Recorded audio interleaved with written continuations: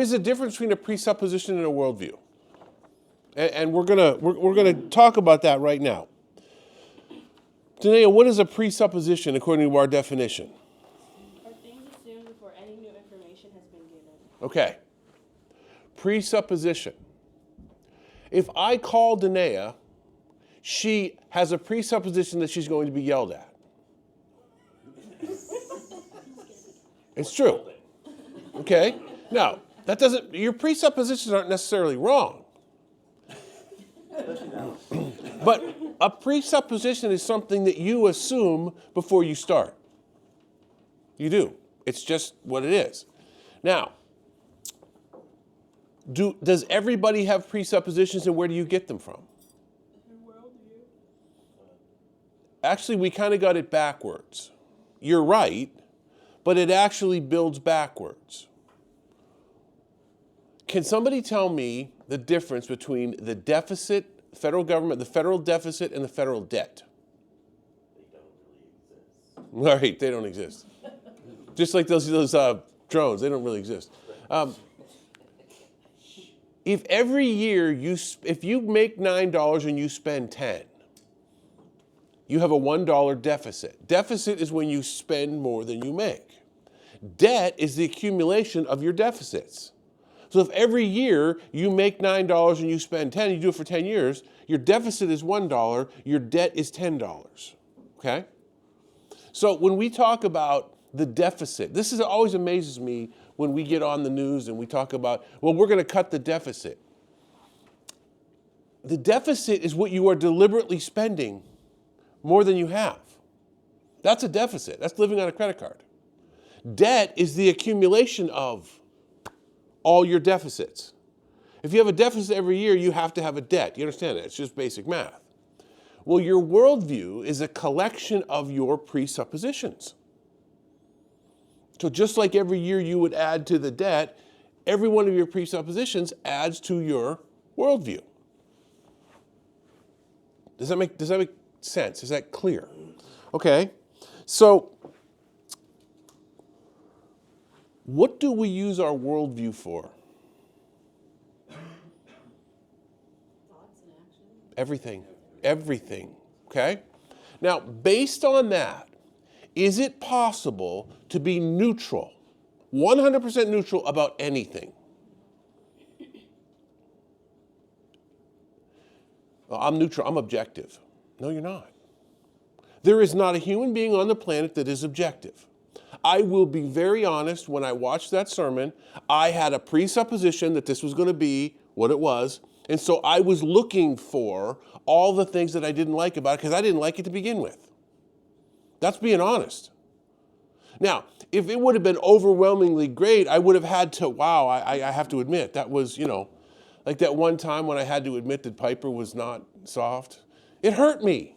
It did. Just kidding. I'm more of a MacArthur fan. Bob Morey's really my... we know. Yeah. Yeah. Are there any exceptions to your worldview? I mean, does everybody have one? Yeah. Absolutely. You're not alive. Oh, you're not alive. So how does that apply? How does neutrality work? It doesn't. Can a judge in a court case honestly be 100% neutral? Why not? You try. I mean, we try. We do, right? But can the judge be 100% neutral? No. Can a referee or an umpire be 100% neutral? We are not wired that way. Just ask the Chiefs. Yeah, right. Yeah. Yeah. So if I was a Raiders fan, I'd say that too. All right. Now, how is it then, based on what I'm saying, that two PhD scientists can look into a microscope and see two totally different things? If you honestly believe that the universe started with a big bang and everything created out of nothing, you will see that information differently than someone who believes that it was specifically created. There's no other way to say it. Does anybody disagree with that? That even a scientist cannot be objective, at least not in the purest sense? Now, is it possible for me to disagree with someone and still understand their point of view? I think that's true. I think that's true. But ultimately, my presuppositions and my worldview is going to say, but this is why I think you're wrong. Now, I find it interesting. For those of you that don't know my daughter, she is home today from med school. And we had a conversation, I don't know, a couple nights ago, about her roommate.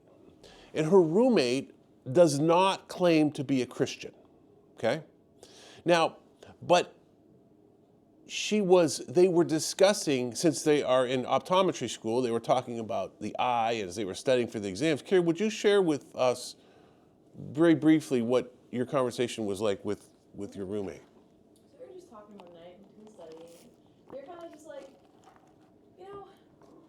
I think that the more I dive into science, the more you dive into biology, the more I lean toward creation. This is what she was saying to me. She's like, and I was like, no, yeah, okay. I was like, I don't want to get too excited. Okay. And then she's just like, I don't know, it's just, when you look at the intricacies of the eye and all the blood vessels, there's millions of nerves and blood vessels that we have to learn, and she's like, how did that form? The same as like the amphibian over there, they all formed from the same atom, and I was just like, I know. I was under the, I don't know, I always think it's so cool because we are made from intelligent design, because if we all came from that same atom, how do we know what's right from wrong? And the lions and the tigers don't. They just eat whatever, they eat each other, We don't do that. And so we were just kind of talking about that, and it's just cool because she's not religious, she's just like, I don't really study this kind of stuff, but there's no way that this could have formed from nothing. So, since we will not mention her name because we're being broadcast, but it may or may not be Colleen, what is...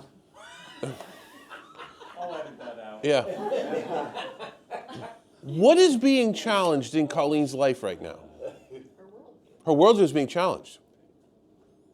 And every day that we get new information, our worldview and our presuppositions are challenged. Essentially, what I believe she was saying was, I never really thought about this before, but this is awfully complex for something to just randomly happen. And me knowing nothing about the eye, even I understand that that's that's a lot. So, unfortunately, or however you want to look at it, depending on what your worldview is, there are people who honestly believe that the human eye just evolved by chance, random chance over billions of years. Carrie, what are your thoughts on that? Take 2 years of optics, that's not true. Okay. So that brings us to our next question, and probably the most important one that we've covered in this unit so far. What is a rescuing device? What someone reverts to when they're wrong. Now, let's be clear. All of us have rescuing devices because we don't understand everything. Okay? Only Perino can make that statement. It's not true, but he makes the statement. What is a rescuing device? Now, the first thing you think of is a lifeline if someone's drowning, a rescuing device. But what is a rescuing device that we're talking about? And can you give me an example? God can do anything. Okay. God can do anything. That is a rescuing device. It is. Now, it doesn't mean it's wrong, but a rescuing device. Last week, we talked about comets. And what are comets made of? Ice and dirt. Ice and dirt, basically, right? And, it's all frozen gas. It's all...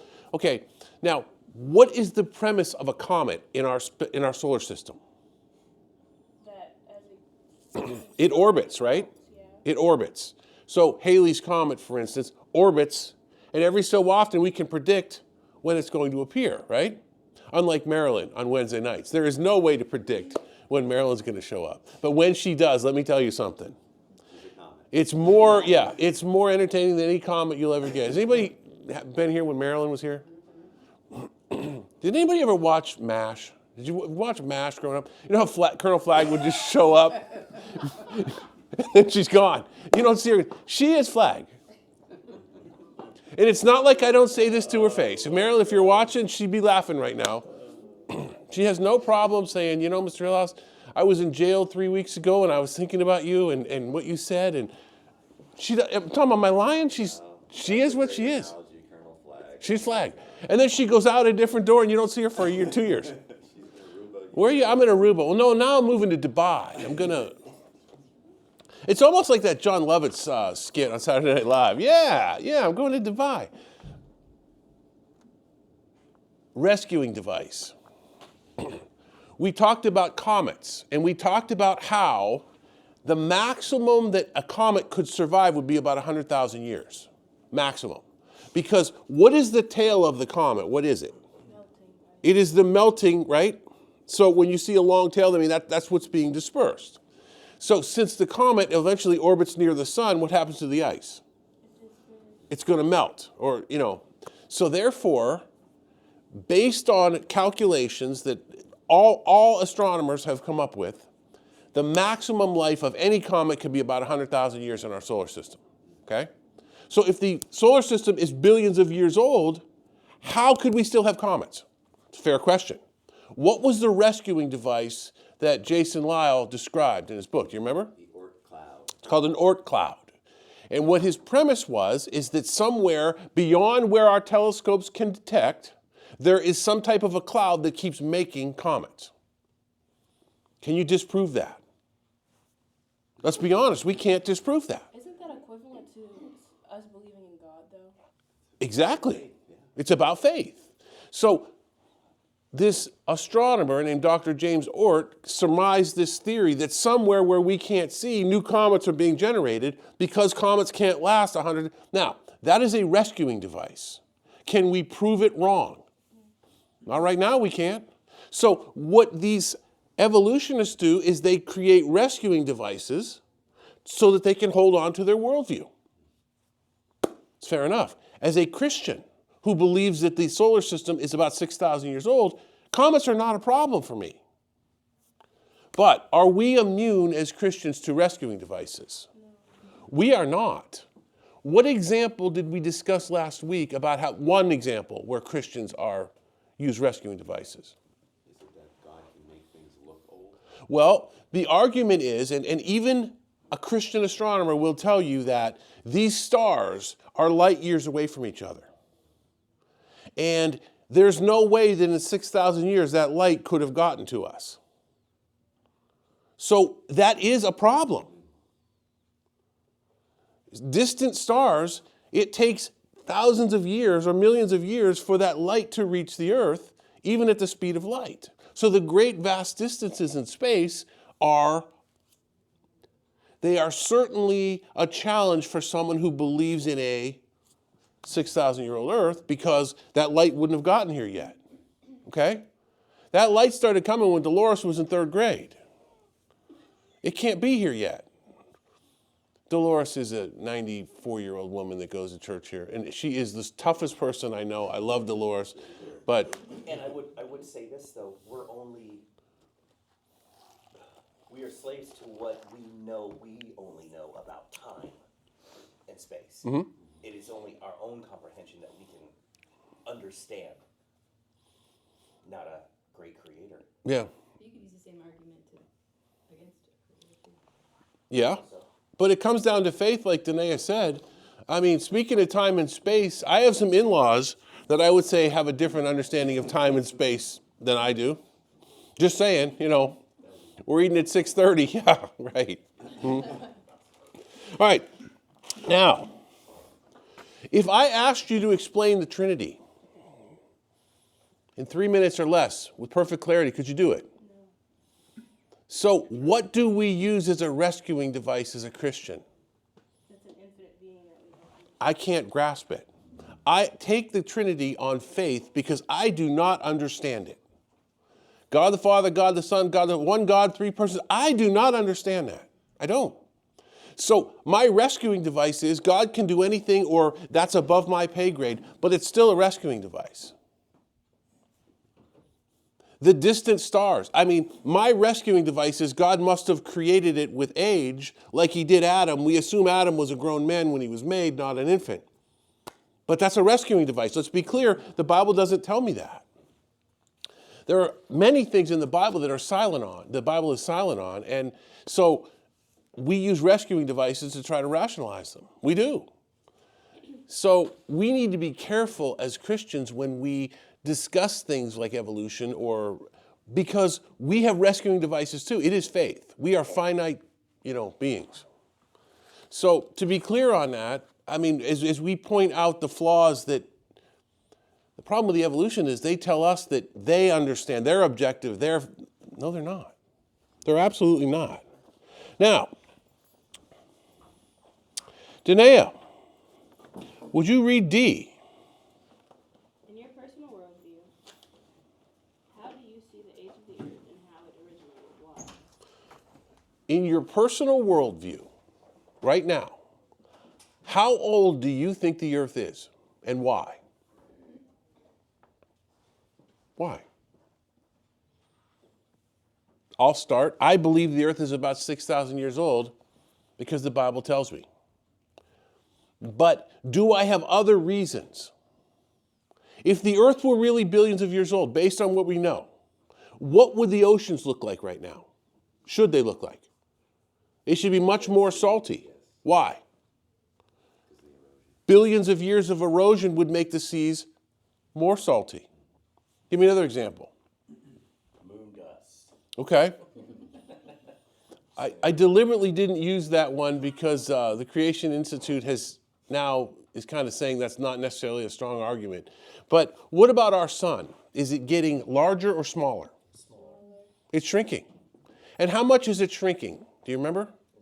0.1%. About 1% per 100 years. That's a straight fact. Nobody's going to argue that. So if you go back 6,000 years, the sun was 6% bigger than it is right now. Is that really a problem? Not really. But if you go back 100,000 years, based on that measurement, how large is the sun? It's double. Would that have created a problem here on Earth? As I said last week, would Kalani still be cold? If you go back 20 million years, which is just a drop in the bucket, based on this, the sun would have engulfed the earth. Had to. The sun is shrinking. That to me tells me it hadn't been there that long, based on it shrinking. What about the rotation of the earth? Is it speeding up or slowing down? Slowing down. If the earth were billions of years old, what would have happened based on the measurements that we have? It would have stopped spinning. We all would have fell out. I'm just kidding. Do you realize how fast the earth is spinning? This will shock you if you'd ever thought about this before. The equator, all the way around the equator, has a circumference of 24,000 miles. If you were to simply fly around the equator, it would be 24,000 miles. Since it takes 24 hours to do one rotation, the earth is actually spinning at about 1,000 miles per hour. Faster than Danae's tires going to work. Or leaving. Or leaving, we're probably leaving work. I'm with you on that one. The bottom line is it's not a, as the world, slowly as the world turns, but it is so massive that's just straight math. And it is slowing down. Just like spinning a top, eventually it will stop. Based on the fact that it's still spinning, that tells me it hadn't been there that long. If I left my phone here right now, okay, and I came back in 7 years and it was still on, it hadn't been here 7 years because my battery wouldn't last that long. Or a flashlight. I mean, it's just, that flashlight's Even more salty than it already is. that too. But what would the land look like? Yeah. All of the snow and the wind and the rain over billions, we don't understand billions. Billions of years.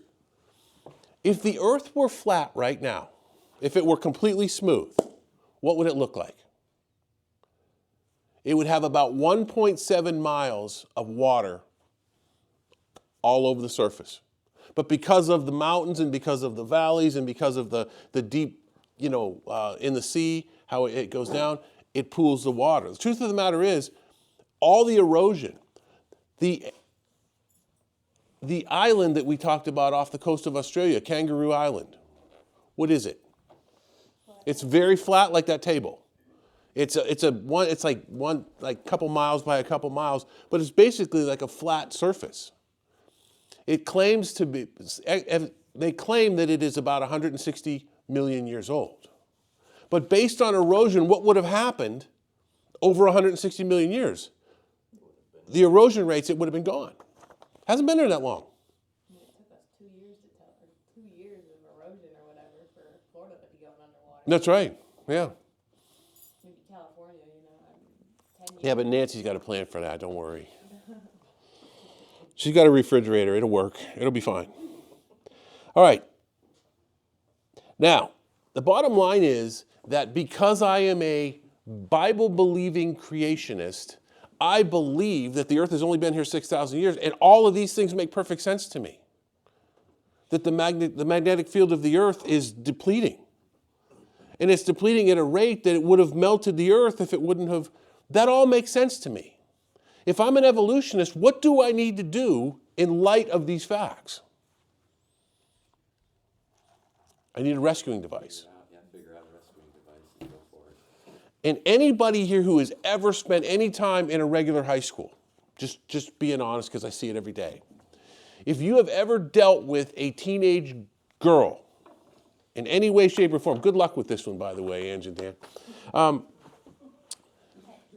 Rescuing devices, like these girls that get into these relationships and their boyfriend, the rescuing devices that they do to justify, it's unbelievable. Danae graduated with a girl, she might have been a year behind you, named Ava. We'll leave it at that. Who had a boyfriend. This girl was in the honors college. She was, just everything going for her. And she got involved with this boyfriend that was heading in a different direction. We'll just leave it at that. You know what I'm talking about, Danae? Yeah. And this girl, what are you thinking? She had a rescuing device for every time the kid got arrested. Every time she had a rescuing device. It's not his fault. It's his uncle's fault. It's not his fault. Are you out of your mind? This girl won prom queen her senior year, but her boyfriend couldn't be there because he was in jail. But she stayed with him because it wasn't his fault. Those are rescuing devices. Well, guess what? We all have them. We all do it. We all do it. You don't want to talk about Sharon about her rescuing devices being with me. All right. Now, that being said, let's get into the new stuff here because I really, really want to get to something here. Okay? Ange, would you read Roman numeral 3, please? Because this is fascinating to me. The concept of morals creates a similar issue when arguing against the Bible. For the Christian, right is what agrees with God's law, and wrong is what does against it. Okay, now, I just screwed up. That is absolutely correct. But I want to go over one analogy before we go forward because we're going to keep referring to this. Kira, would you read Roman numeral 2, please? How does your worldview affect the way you see morality or some form of moral code? Okay. Do you agree with me that everybody on the planet has some form of righteousness or some view of what is right or wrong or fair or unfair? We all know those words, don't we? Keep going, Kira. Dr. Jason Lyle, in his book, The Ultimate Proof of Creation, uses an amazing analogy. Imagine two people arguing over the existence of air. That would be a debate, wouldn't it? The critic of air would have to use air to make his or her arguments. In order for the critic to be alive, air must exist whether they believe in it or not. In order to speak, air is necessary to transmit the sound of your voice to another person. The critic would have to be wrong in his or her position in order to argue their point. This analogy will come into play as we explore the next section. Does that make sense? If we argued over the existence of air, and I took the position that air doesn't exist, I would necessarily have to be wrong in order to have this debate. Well, I don't believe in air and I can breathe just fine. Well, you see, whether you believe in the air has nothing to do with the fact that you have to breathe the air to do it. So by definition, they have to be false in their premise in order to even have the argument. Does that make sense? Because morals are going to play into this the same way for the evolutionist. Now, Ange, would you reread that again, please? The concept of morals creates a similar issue when arguing against the Bible. For the Christians, right is what agrees with God's law, and wrong is what does against it. Is that complicated? Does anybody disagree with that? Anything that God has a problem with is called sin. That's it. I didn't make the rules. God made the rules. So to me, right and wrong is very simple. If it agrees with God's law, it's right. If it disagrees with God's law in any way, it's wrong. Now, does that mean that I live righteously? No. I'm not implying that at all. But I at least know I'm wrong. Okay? Keep going. Since God is unchanging and made us in his image, we can understand right from wrong. Since God is the creator, all things, including the rules, are created by him. He is the owner and the sole proprietor of the universe and has the ultimate say. Do you agree with that? Does anybody know what Psalm 24:1 says?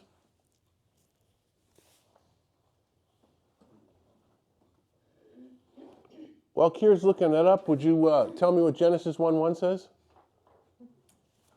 In the beginning, God created that. Therefore, who owns it? He made it? It's his. Who made the rules? Him. He didn't consult me on that. Kier, would you read Psalm 24:1 and 2? The earth is the Lord's and everything in it. The world and all its people belong to him.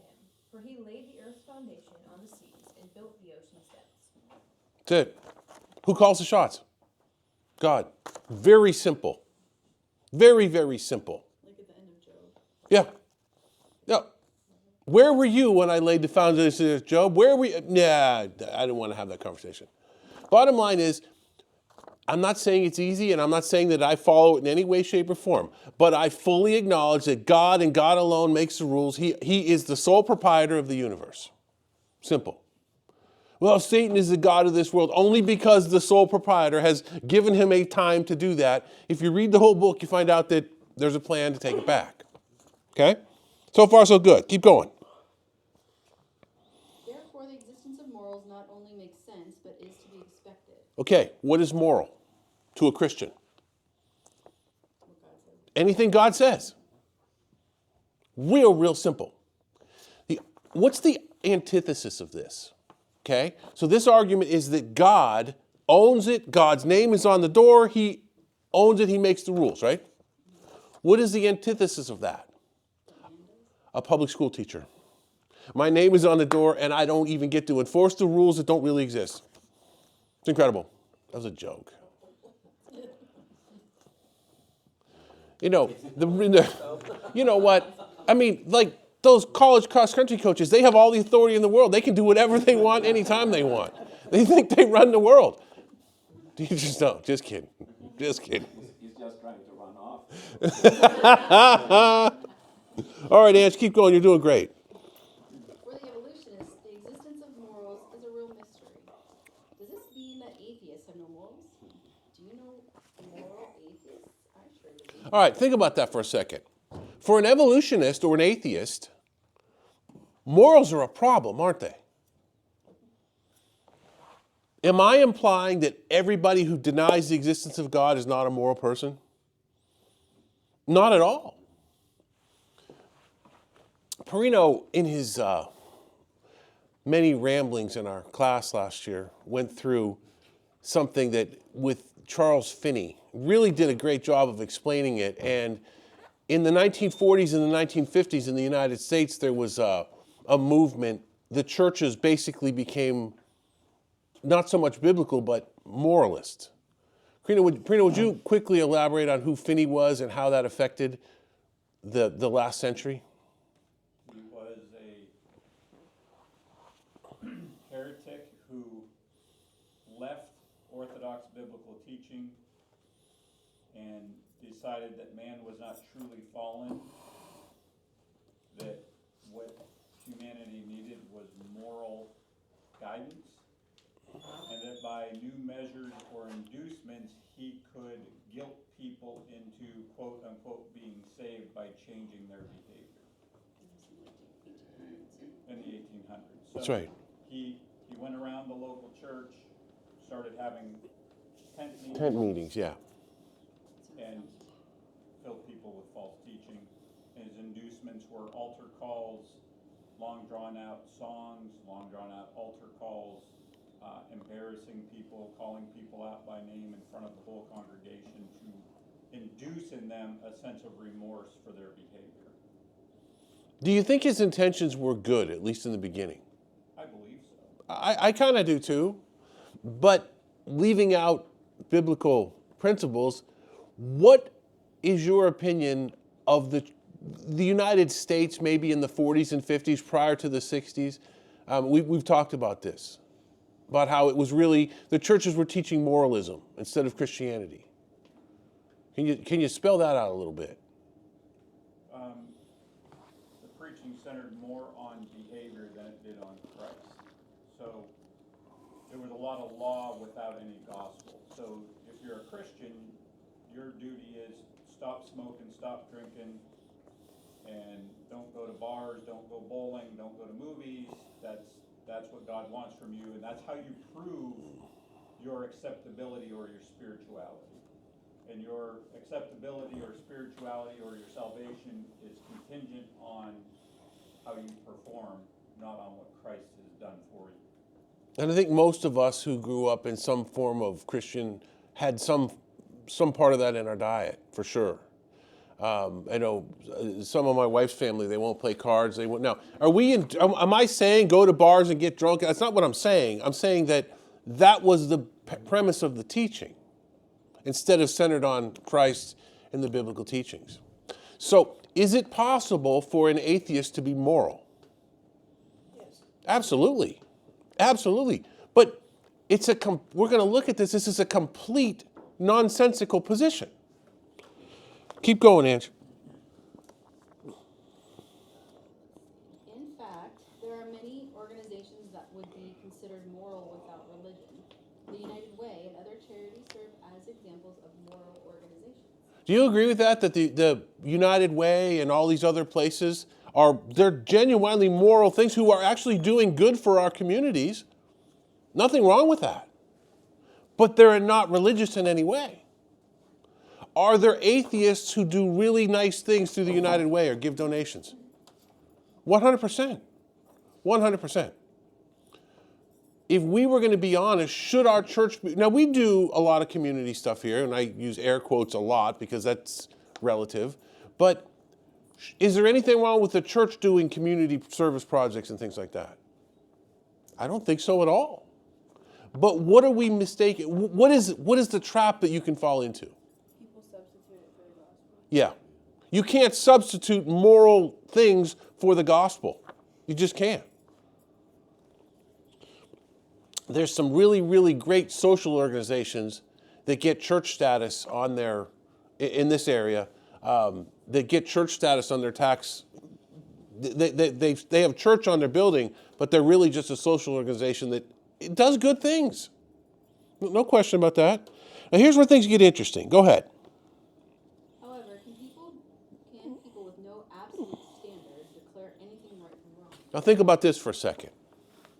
What is my absolute standard as a Christian? So what do I defer to as my final moral authority? The Bible. What I find absolutely fascinating, and I do not want to go down this road, but politically, because, and you know what? I shouldn't even feel this way. I should feel even more bold than I really am. Is abortion, according to the Bible, a controversial thing? Not if you believe the Bible.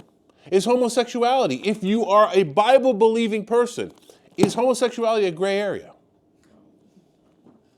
Yet it's made gray. Why?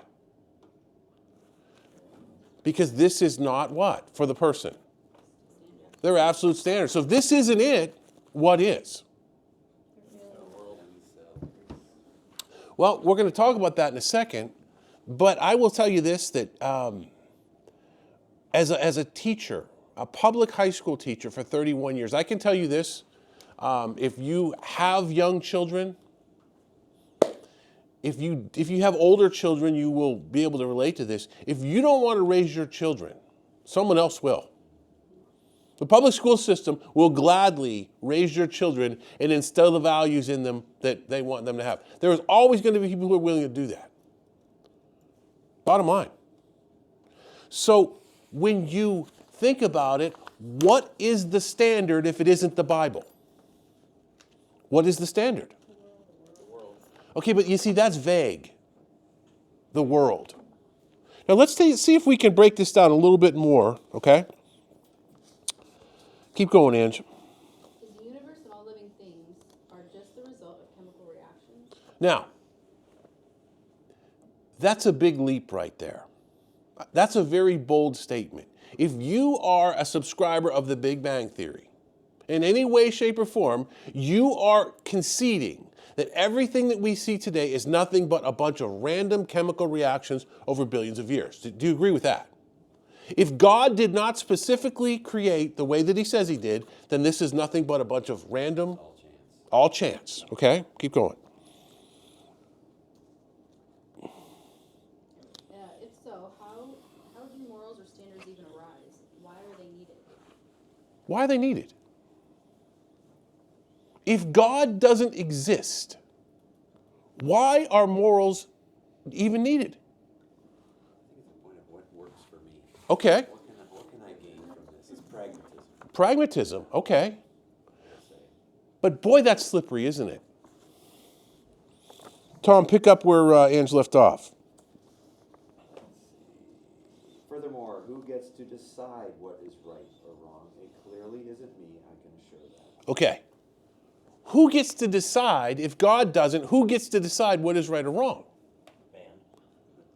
Majority, the government. Now, wait a minute. There's many. But I still don't understand what right and wrong is because it's not defined. You see, I teach math.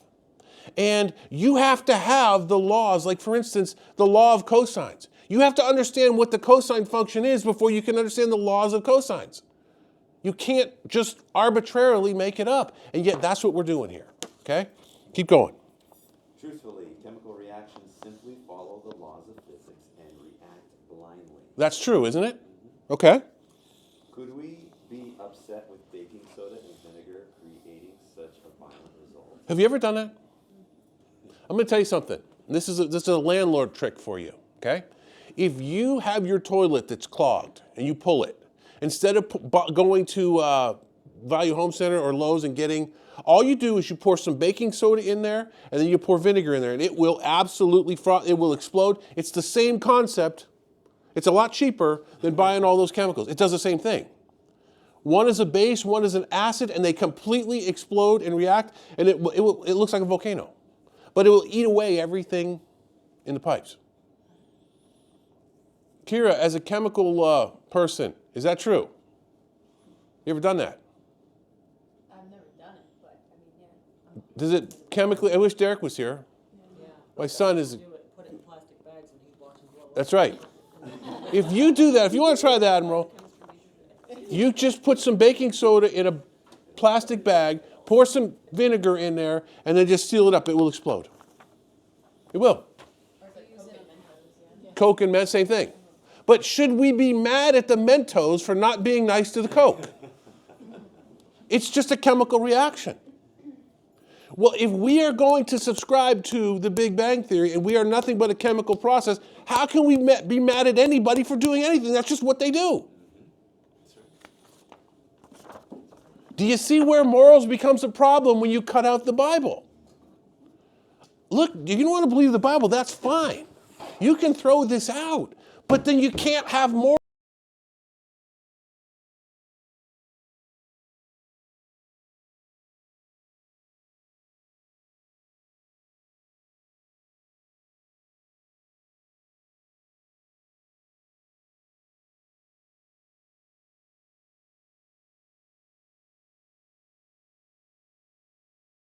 Morals that go with it. It doesn't make sense.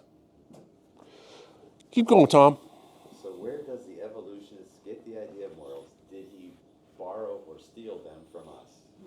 Is that a true statement?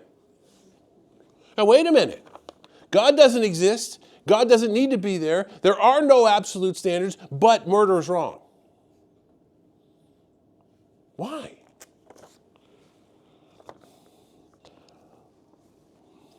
Evolutionists can express opinions, but what happens when the opinions differ? You see, morality just becomes opinions, doesn't it? Why is yours different than mine? Okay?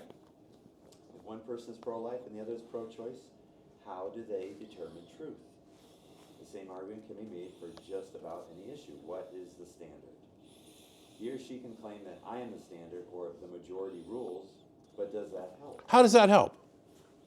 I am my own standard. Well, if Dan's standard is different than my standard, we've got a problem.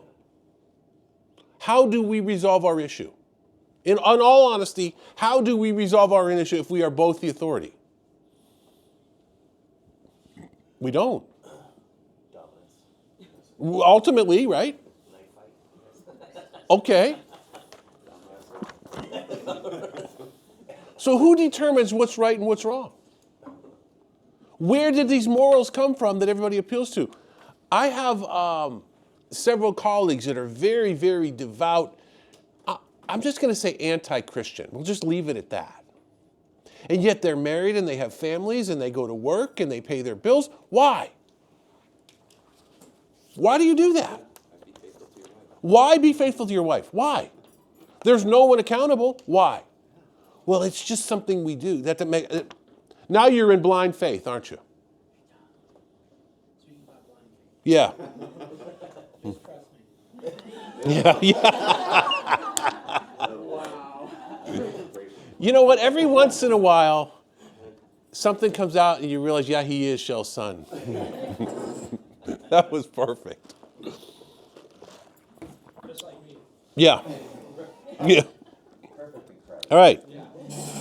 Does the Bible ever address any situations like this where there is no God and there is no... Would somebody please turn to Judges 17 quickly? Now, mind you, this was a terrible, terrible time in Israel's history. Judges 17, verse 6. Sword drills. You know, are sword drills even a thing with the internet now? I mean, like, you know, with the sword drills. It's when you race through the Bible to see who can find the verse the fastest. Who has the fastest phone? Yeah, or who has the fastest phone. It's no longer, yeah. Sharon, what does it say? In those days, there was no king in Israel. Every man did what was right in his own eyes. Okay. Bad time. If there's no king, if there's no, I'm not going to say president, I shouldn't say that. That's not funny. If there's no leader and everybody does what's right in their own eyes, how long does this work? Maybe. Okay. Now, what could possibly go wrong when people decide for themselves what is right or wrong? We must all appeal to a universal standard in order to survive. Now, Danae, I would like you to read number 6 here because I have a video I want to show you. Some of you have seen it. Some of you haven't. I was once convinced by a colleague of lying to my children by telling them that God exists. Okay. I have a colleague who a couple of years ago told me that I was lying to my children by taking them to church and teaching them the Bible. He teaches kids about Santa Claus. I don't think this guy does. This guy's really out there. I'll just leave it at that. Danae's going to figure it out. As an evolutionistic atheist, his point was not clear to me, and I asked why that was an issue. I asked why that was an issue, right? He told me that I shouldn't create false worldviews, and that science is clear God doesn't exist. Okay, is science clear that God doesn't exist? No, that's a lie, okay? But follow his logic here. It was made clear to me that I was lying to my children. Why is lying bad? Who said so? So I asked him, why is lying bad?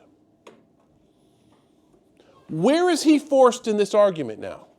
What does he have to appeal to prove his point?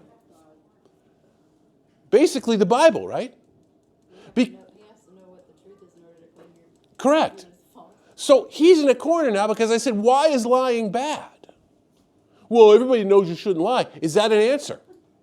Everybody knows. No, that doesn't work. I said, you're not implying that the Bible is right in this sense, are you? You see how he's trapped? He started getting mad. Keep going, Danae. In an evolutionary worldview, the word should make absolutely no sense at all. Think about that for a second. We're going to get into this later, but what does the word should or ought, what do they mean? There's a standard. Rob should show up for practice on the first day of the season. What is the implication? There's an expectation or a standard. But if everything is random chemical, how could there be an expectation or a standard? So what do? You appeal to what?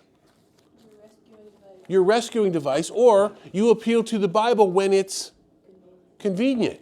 Fascinating, okay? Keep going. Something should happen. You are appealing to some type of universal standard. Do you agree with that? If something should happen, then you're appealing to a universal standard. If I say to you, when I turn that light switch off, or when I push that switch down, the light should go off. What am I doing? I'm expecting what? I'm expecting law and order. I'm expecting it to behave as it was designed to behave. But that's a dumb assumption if there is no God. Does that make sense? All right, keep going. In essence, what he is saying is that I shouldn't force my views on other people. That's right. He was accusing me of forcing my views on my children. I shouldn't do that, he told me. Okay? Isn't it ironic that he was doing to me exactly what he was accusing me of doing? You shouldn't tell people they're wrong. What am I doing when I say that? I'm telling you you're wrong. Do you understand? It's self-refuting. It makes no sense. When you throw God out, the rest of the argument completely falls apart. Keep going. And it's probably who you think it is, but I'm not naming it. Okay. The evolutionist, in order to live in a community, has to steal Christian ideas to build his or her worldview. Why is that a problem? Why is that a problem? Do you understand how someone who rejects the Bible ultimately appeals to the Bible to make all their points? Now, Angela is always looking for real life debates that she's not in. You would have been a great teenager in today's day and age, because these girls, mostly girls, but they love to stir up trouble and then stand back and watch. See what she posted about you? See what she posted about you? And then they stand back and the girls are fighting. You're like, oh, I didn't know you about it. I'm just kidding. I'm just kidding. But Angela loves to watch people debate, but she doesn't want to debate. Now, for those of you that have never seen this before, I think you're going to find it fascinating. This is a guy named Bill Jack. And he did this, and we're only going to look at the video or the debate. So I hope I can get it loud enough for you to be able to hear it. But this Christian goes to an atheist or a humanistic, goes to a humanist convention. And he interviews this guy. And he starts asking questions. And the guy is, he gets completely, well, I'll let you decide. This first interview is with the humanist. Now, before the interview began, he told me that he was a former pastor in a mainline Christian denomination. He is now a humanist. Let's see what happens. Okay, so we're just doing interviews. Tell us the name of your booth, and if you would, answer one question for us, okay? And the question is, what happens when you die? Okay? Well, this is a booth of the Humanists of Colorado, and we are a part of the American Humanist Association, which is international in scope, actually. To answer your question, we don't know, so it doesn't make any difference to us what happens after we die. But I think that we go to dust. Even the scriptures say we come from dirt and we return to dust, to dirt when we die. I plan to be cremated. What did you just appeal to? My ashes will become dirt fairly quickly instead of waiting for the worms to destroy my body.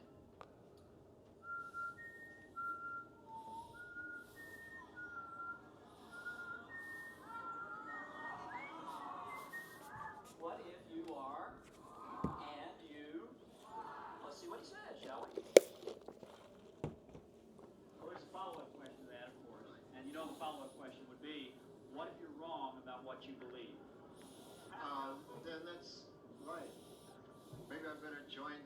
so I'll secure my eternal salvation.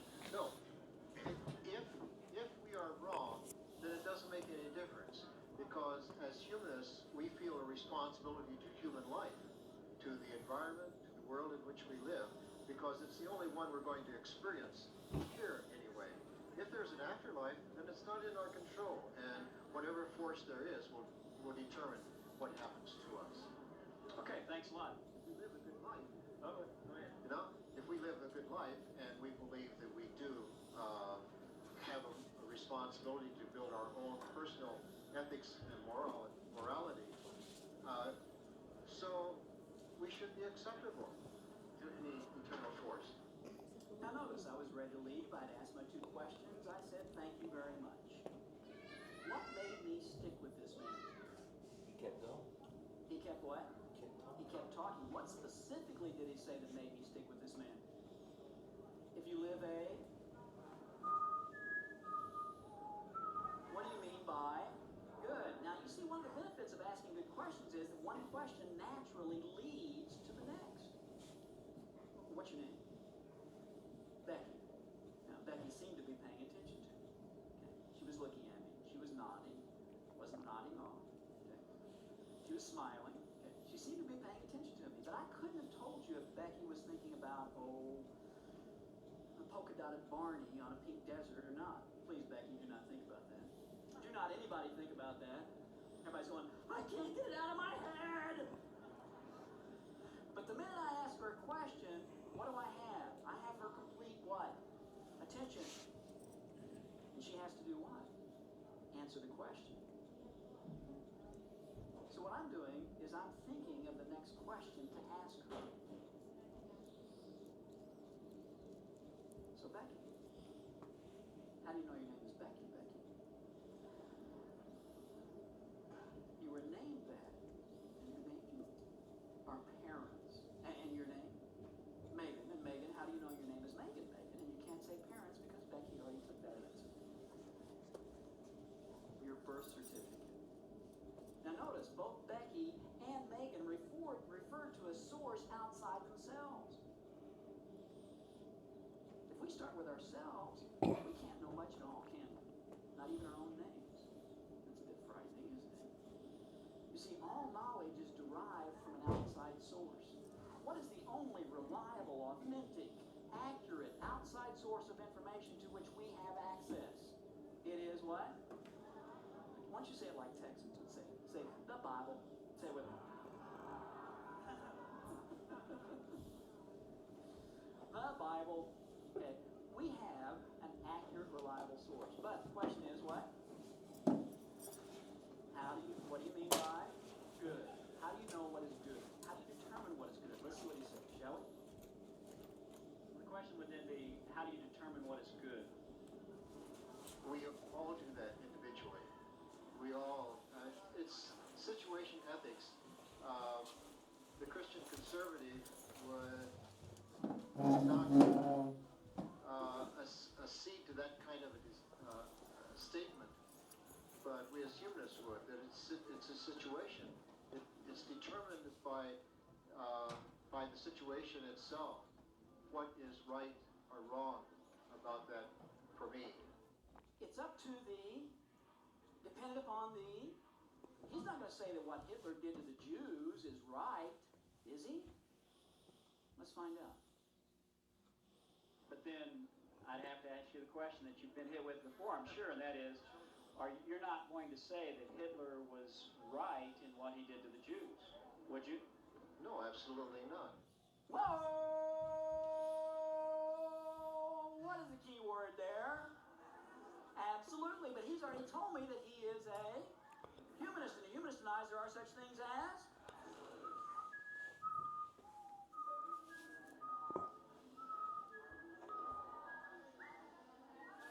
how do you know? Everybody try with me. How do you know? How do you know that Hitler was wrong? How do you know Timothy McVeigh was wrong? How do you know those terrorists were wrong? How do you know? Let's see what he says, shall we? What's your standard then? Because you just told me that it's what the individual determines is right or wrong. Hitler determined, or Charlie Manson determined it was right to kill somebody. How are you going to respond to that action? There are, I don't want to say that there's a universal ethic. No, we wouldn't want to say that, now would we? In human society, and humanists believe that we are responsible for ourselves and our community. In human society, there are certain things that are right. We don't, the commandment itself, we don't kill our neighbor. What is he? He keeps appealing. To what did he just refer? The Bible. Everybody say it with me. The Bible. And yet he's already told me that he is a what? Humanist. And a humanist denies that there's anything that's supernatural. And yet the Bible claims to be the supernaturally revealed Word of God.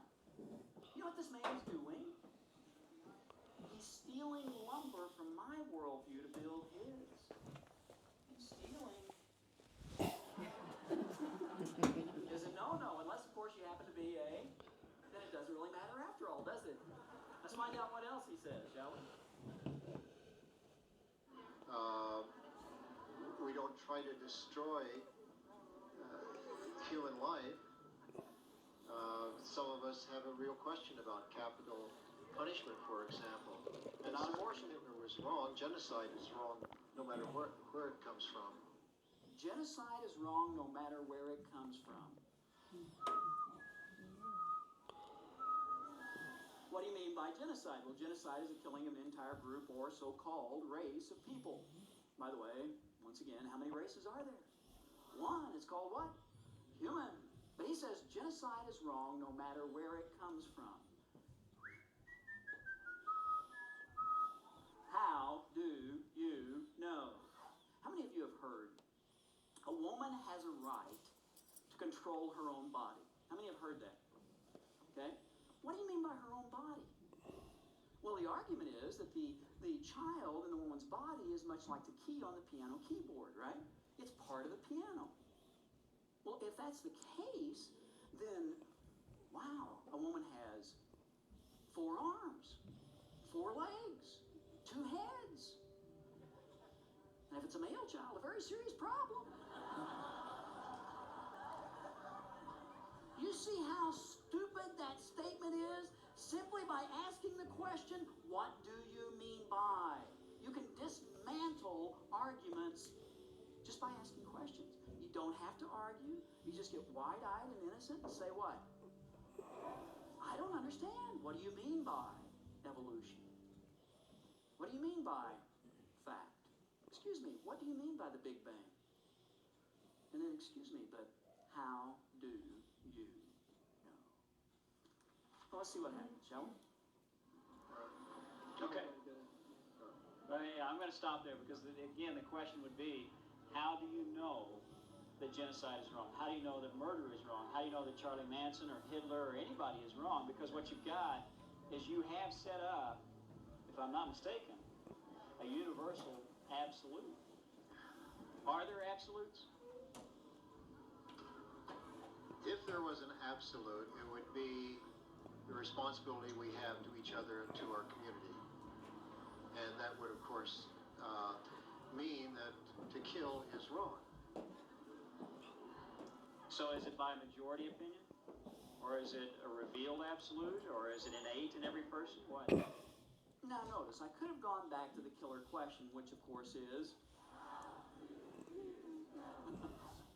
But if you ask that question repeatedly, you appear to be obnoxious. Okay? And if there's anything I do not wish to appear to be... Actually, I felt sorry for the guy, so I gave him a multiple guess test. Is it by majority opinion that you know right from wrong? Is it revealed? Or is it innate? Is it born in the person? Now, which one of those 3 can he not choose as a humanist? Revealed, because he's already told me he's a humanist. Of the other 2, born in the person or majority opinion, which one do you think he chose? I would have thought born in the person, but you're exactly correct. He chose majority opinion. You think we can do something with this one? Let's find out, shall we? Well, humanism believes in a democratic ideal. Yeah, we go by a majority, but we would also go against the majority if we felt that if the decision of the majority was wrong, then we would accept the civic consequences of that. Do you hear this guy? We'll go with the majority who think the majority is. We'll go against the majority who think the majority is.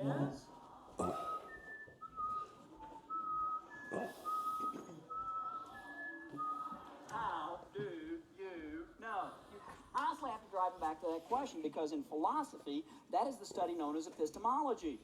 The study of how... Do you understand how stupid?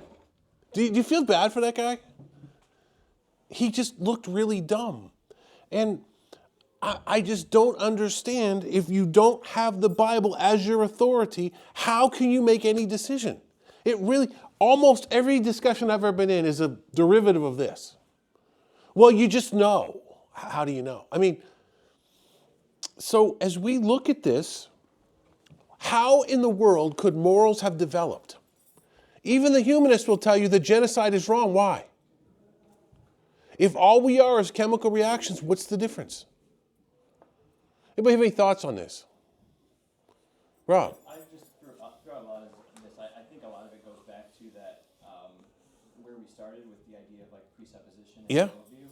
Because I think what the next, I would say like the next step for the humanists, I think, would be to say, like, the reason why I think murder is wrong and you think murder is wrong is because humans wrote the Bible, right? Like, because they don't think that the Bible is inspired, right? So a morality that is centered around what is best for the community, I think, he said it a couple times, like, would result in some of the same, like, right and wrong things that would come in a book written by humans. But how can you then say that anyone is wrong, even if most of the people agree with it? How am I obligated to follow this if there is no standard, if it's just a bunch of humans getting together? I just say, Yeah. I think that's where you just kind of start going around Right. in circles. But that's all they can do is tie you up in circles. If your neighborhood gets together and says, we're going to have an ordinance that no one's allowed to build sheds or no one's allowed to have trees in their yard, neighborhood, you believe homeowners organizations, there's some crazy ones out there. But you see, I don't live in your neighborhood, so I'm not subject to those rules. So anyway, you're right. But they're asking us to take universal rules that we have no obligation to be a part of if the Bible isn't true. And there really is no argument for it. His argument is even the Hitler argument, the German community decided that Jews should be eradicated. They were, that they were attacking Jewish businesses because of all that. Yeah. So what about that community? They determined it was that Jews should be eradicated. Exactly. But we as Americans didn't agree with that. So it wasn't universal. And it's just amazing how universal can fluctuate in these arguments. And it's, my point is that as we look at moralism, we look at morals, we cannot take an evolutionary stance to it. It doesn't fit. And what they are forced to do is take the biblical worldview and apply it where they see fit. So the Bible becomes a smorgasbord. You pick what you want, but you're not obligated to take anything. And if you do that, the whole Bible completely falls apart. Lastly, we are not meeting next week because it's between Christmas and New Year's, but the following week we will be here the 5th. I think I'm going to go 2 more weeks, and then Perino will take over. I have 2 more things I want to cover, and then Perino will teach. So take off the next 4 weeks or whatever and come back with Perino's. We're good. There's a special baptism today in our service. So.